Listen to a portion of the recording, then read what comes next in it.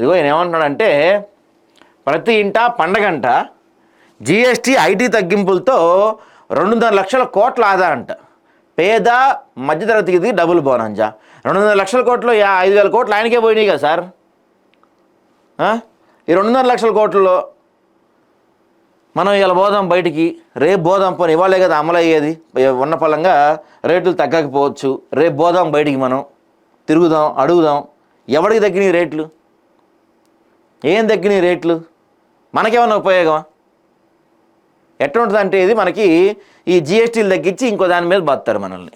తెలవకుండా పెట్రోల్ మీదో గ్యాస్ మీదో ఇంకేటి మీదో మనల్ని బాస్తారు. నవరాత్రి తొలి రోజు నుంచి సోమవారం సూర్యోదయంతో పాటే జిఎస్టీ సంస్కరణలు ప్రారంభమవుతాయి. అంటే జిఎస్టీ పొదుపు ఉత్సవం ప్రారంభం కాబోతుంది. అన్ని వర్గాల ప్రజలకు ప్రయోజనం లభించబోతుంది. పండుగ వేళ అందరి నోళ్ళు తీపవుతాయి. ఈ సంస్కరణ మన వృద్ధిగాథను వేగవంతం చేస్తుంది. వ్యాపార కార్యకలాపాలను సులభతరంగా మారుస్తుంది. అభివృద్ధిలో పరుగులు తీస్తుందంట. పరిగెత్తి అలిసిపోయాం సార్ మేము. మనం రోజు వాడే వస్తువుల్లో ఎన్నో విదేశీ వస్తువులు ఇమిడిపోయాయి. మనం దీని నుంచి విముక్తి పొందాలి. ప్రతి ఇంటిని స్వదేశీ ప్రతీకగా మార్చాలి. ప్రతి దుకాణాన్ని స్వదేశీ వస్తువులతో నింపాలి. కేంద్ర రాష్ట్ర ప్రభుత్వాలు కలిసి పనిచేస్తేనే ఆత్మ నిర్భర్ భారత్ కళ నెరవేరుతుందని చెప్తున్నారు. కేంద్ర రాష్ట్ర ప్రభుత్వాలు మరి కలిసి పనిచేస్తాయా దీనికి? ఇప్పుడు అంటే డౌట్. ఆల్రెడీ మొన్న రేవంత్ రెడ్డి అన్నారు కదా, ఇప్పుడు మీరు ఇట్లా జిఎస్టీ తగ్గించడం వల్ల మాకు 6,000 కోట్లు 7,000 కోట్లు నష్టం జరుగుద్ది, మీరే ఇవ్వాలి మరి అన్నారు కదా. మరి ఆదాయ పన్నును 12 లక్షల వరకు మినహాయించడం, జిఎస్టీ తగ్గటం వల్ల పేద మధ్యతరగతి ప్రజలకు ఏడాది కేంద్రం నుంచి డబుల్ బోనస్ లభించినట్లయిందని ప్రధాని నరేంద్ర మోడీ పేర్కొన్నారు. వీటి వల్ల ఈ ఒక్కేడాది ప్రజలకు 2.5 లక్షల కోట్ల డబ్బు ఆదా కానుందని చెప్పారు. దీనివల్ల వారు తమ కళలను నెరవేర్చుకోవటం మరింత సులభతరం అవుతుందని అభిప్రాయపడ్డారు. ఇళ్ల నిర్మాణంలో ఇష్టమైన వస్తువుల కొనుగోలు ఖర్చు తగ్గుతుందని పేర్కొన్నారు. సోమవారం నుంచి దేశవ్యాప్తంగా కొత్త జిఎస్టీ రేట్లు అమలు కాబోతున్న తరుణంలో ప్రధాని మోడీ ఆదివారం సాయంత్రం జాతిని ఉద్దేశించి 2 నిమిషాలు ప్రసంగించారు. దువ్వెన కూడా స్వదేశీ వస్తువే అయి ఉండేలా ప్రజలు జాగ్రత్త పడాలని సూచించారు. ఆత్మనిర్భర్ భారత్ ద్వారానే వికసిత భారత్ కళ సాధ్యమవుతుంది, కాబట్టి మనం ప్రపంచ స్థాయి నాణ్యతా ప్రమాణాలతో వస్తువులను ఉత్పత్తి చేయాలని పిలుపునిచ్చారు. దువ్వెన కూడా ఇండియాలో తయారైందే కొనాలని చెప్తున్నారంటండి. సో సంస్కరణ నిరంతర ప్రక్రియ. వర్తమాన అవసరాలు భవిష్యత్ కాలం దృష్టిలో ఉంచుకొని జిఎస్టీలో కొత్త సంస్కరణ మొదలు పెడుతున్నాం. 5-18% పన్ను స్లాబులు మాత్రమే ఉంచుతున్నాం. అనేక వస్తు సేవలు 0 పన్ను కిందకో లేదంటే 5% పన్ను కిందకో పరిధిలోకి వస్తాయి. ఇదివరకు 12% పన్ను విధించిన వస్తువుల్లోని 99% ఇప్పుడు 5%లోకి వచ్చాయి. ఇంటి నిర్మాణం, టీవీ, ఫ్రిడ్జ్, ద్విచక్ర వాహనాలు, కార్ల కొనుగోలుపై ఖర్చు తగ్గుతుంది. హోటల్ గదులపై జిఎస్టీ తగ్గినందున పర్యటనల ఖర్చు కూడా తగ్గుతుందంట. అవన్నీ ఇప్పుడు ఒకటండి, నేను ఎప్పటి నుంచో చెప్దాం అనుకుంటున్నా, ఎంతమంది మీలో ఈ టూర్లకి ట్రిప్పులకి వెళ్తున్నారు? ఎంతమంది వెళ్తున్నారు మీలో? నాకైతే దీని అయితే ఎప్పుడు వెళ్ళలేదు సార్. మనకు వచ్చే జీతాలకి మన మధ్యతరగతుల జీవితాలు ఎలా ఉంటాయంటే, జీతం వచ్చిందా ఇంటి రెంటు, మెయింటెనెన్సు, ఈఎంఐలు, ఈ కార్లకి మన దాన్ని ఏమంటారు బైక్లకి పెట్రోళ్ళు, కరెంటు బిల్లు, నెట్ బిల్లు, వీటికే మనకి లెక్కలు వేసుకోవడానికి సరిపోద్ది. ఇక మీరు చెప్పే ఈ హోటళ్ళు, టీవీలు ఇవన్నీ మేము ఏడగొంటాం సార్.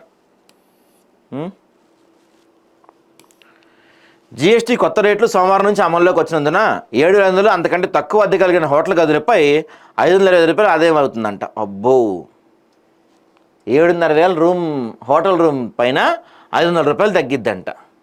వీటిపై జిఎస్టీని 12% నుంచి 5% తగ్గించానికి ఇన్పుట్ క్రెడిట్ ట్యాక్స్, ఐటీసీ లేకుండా తగ్గించేందుకు కారణం. ఫలితంగా హోటల్ ఆదాయం పెరిగేందుకు, పెట్టుబడుల ఆకర్షణ, అతిథులకు మంచి సేవలు అందించేందుకు ఈ నిర్ణయం దోహదపడుతుందని వెల్లడించారు. ప్రస్తుతం 7,500 వరకు హోటల్ గదులపై 12% జిఎస్టీ వసూలు చేస్తున్నారంట.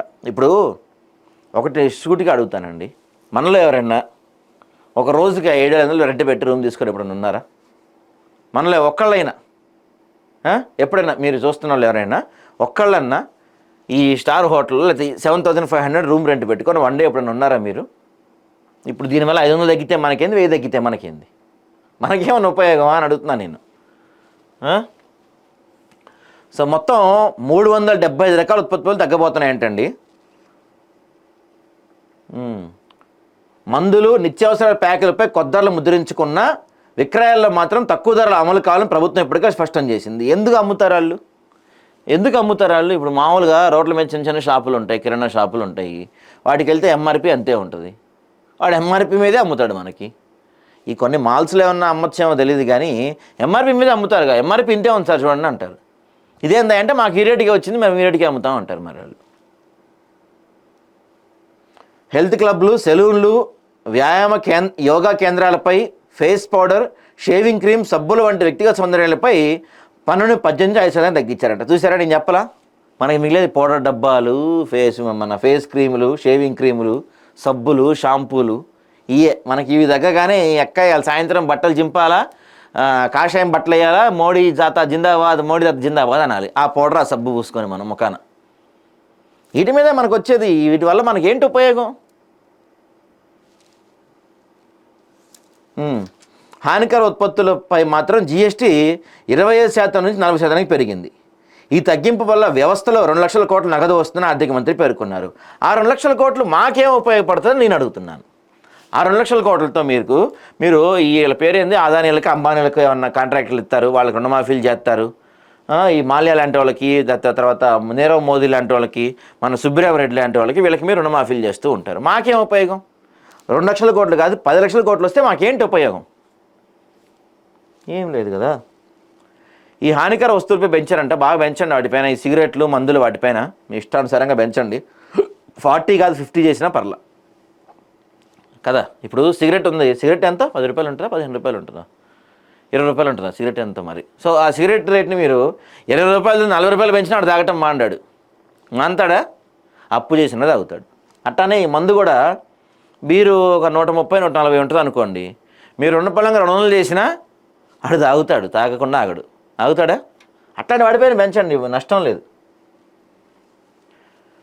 ఇక గతంలో 12% ఉన్న పన్ను రేటు ఇప్పుడు 5% తగ్గింది. క్యాన్సర్, ఇతర సంక్లిష్ట వ్యాధుల చికిత్సలో వినియోగించే 30 ఔషధాల పన్నులు పూర్తిగా తొలగించారు. నేనేమంటానంటే, కేంద్ర ప్రభుత్వాలకు నేనేం చెప్తానంటే, నా విజ్ఞప్తి ఏటేటిపైన తగ్గింది అంటే, ఇప్పుడు మీరు 30 రకాల ఔషధాలు అన్నారు, అవి ఏంటి అనేది మీరు ఒకటి రిలీజ్ చేయాలి. ఎందుకంటే మీరు తగ్గించాం అనుకుంటారు, అది కింద గ్రౌండ్ దాకా రాదు సార్, అది మీరు అక్కడ అనుకుంటారు అంతే. ఇక 2 వీలర్ వాహనాలు 18,800 వరకు, కార్లు 4.48 లక్షల వరకు తగ్గిస్తున్నట్టు ఇప్పటికే కంపెనీలు చెప్పాయి. ఇక విలాసవంత కార్ల ధరలు అయితే 30 లక్షలు తగ్గుతున్నాయి అంటండి. ఇప్పుడు 2 వీలర్లు 18,000 తగ్గుతాయి అంటున్నారు. అనగానే పొలో మనీలు కొనుక్కోకండి. 18,000 అంటే నథింగ్, తగ్గించింది. మీకు ఆ వార ఇంట్రెస్టులు పెరిగిపోతాయి, ఆ వార మీకు ఈఎంఐలు పేలిపోతాయి. టీవీలపై వస్తు సేవల పన్ను 28% నుంచి 18% తగ్గిన ఫలితంగా సోమవారం నుంచి టీవీల ధరలు భారీగా తగ్గబోతున్నాయి. 32 అంగుళాల కంటే ఎక్కువ పరిణామం ఉన్న టీవీ సెట్లకి ఇది వర్తిస్తుంది. తమ ఉత్పత్తుల ధరలను 2,500 నుంచి 85,000కు తగ్గిస్తున్నట్టు కంపెనీలు ప్రకటించాయి. దసరా రోజుల్లో సాధారణంగానే టీవీలు ఎక్కడ అధికంగా జరుగుతాయి. ఇప్పుడు కంపెనీల ధరలు తగ్గించడం కొనుగోళ్లకు మరింత ఊపునిస్తుందని భావిస్తున్నారు. దీంతో పాటుగా సోనీ ఇండియా తన Bravia TV model 43 inches 98 inches ధరను 5,000 నుంచి 70,000 వరకు తగ్గించిందంటండి.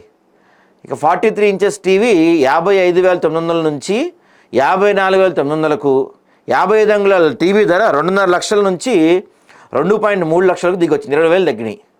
అంత పెట్టి కొంటాం ఎవరన్నా మనం? ఇక 98 అంగుళాల టీవీ ధర 9 లక్షల నుంచి 8.29 లక్షలు పరిమితం అయిందంట. ఇంకా ఎల్జీ ఎలక్ట్రానిక్స్ 43 అంగుళాల టీవీ ధర 30,990 నుంచి 28,490కి, 56 అంగుళాల టీవీ ధరలను తగ్గించారంట. ఈ టీవీలో మనకి ఏ ఉపయోగం? ఇక పతంజలి కూడా తగ్గుతున్నాయంట రేట్లు భారీగా.